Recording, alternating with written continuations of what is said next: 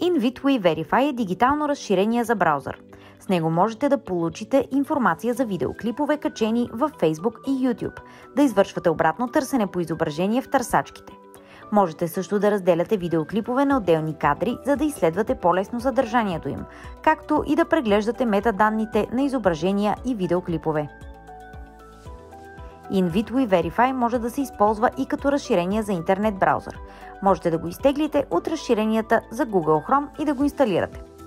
След това можете да го намерите в лентата, където се изписват линкове във вашия браузър. В десния ъгъл ще видите икона, подобна на парче пъзел. От нея можете да изберете InVidWe Verify. Ако желаете, можете и да го направите едно от разширенията, които постоянно да виждате в лентата си за линкове. По този начин. От лентата във вашия браузър по всяко време можете да отворите InVidWe Verify, основният сайт, през Open Toolbox или Open Assistant, или директно за конкретната страница, която сте отворили, през опцията Assistant for Current Page. През опцията Open Classroom можете да достъпите и обучителните страници на инструмента, където всичките му функционалности са обяснени. Когато вече сте на страницата, в лявата й част ще видите лента с възможностите. Ако кликнете на Tools, ще можете да навигирате нужните ви инструменти оттам. Същите са налични и в лявата лента. За видео може да използвате функцията за видеоанализ, където при копиране на линк за видео от YouTube или Facebook получавате от платформата цялата контекстуална информация за видеото, събрана на едно място. Описание, дължина, коментари, брой гледания, кога е качено видеото и снапшот кадри от видеото, които можете да проверите с обратно търсене по изображение. С опцията Keyframes инструментът ще раздели видеото, което му подадете, на снапшот кадри, които можете да изследвате и да търсите по изображение.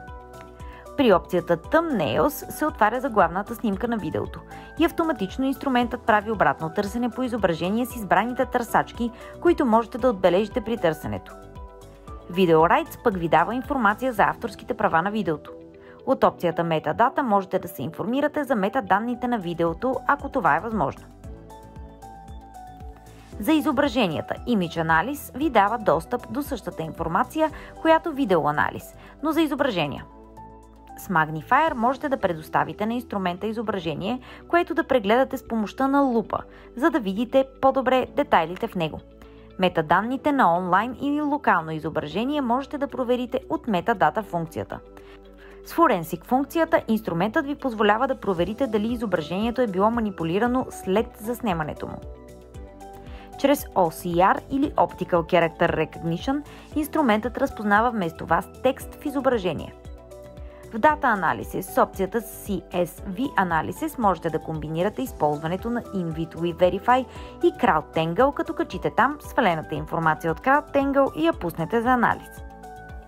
С помощта на InVidWe Verify можете лесно да използвате опцията за обратно търсене по изображение.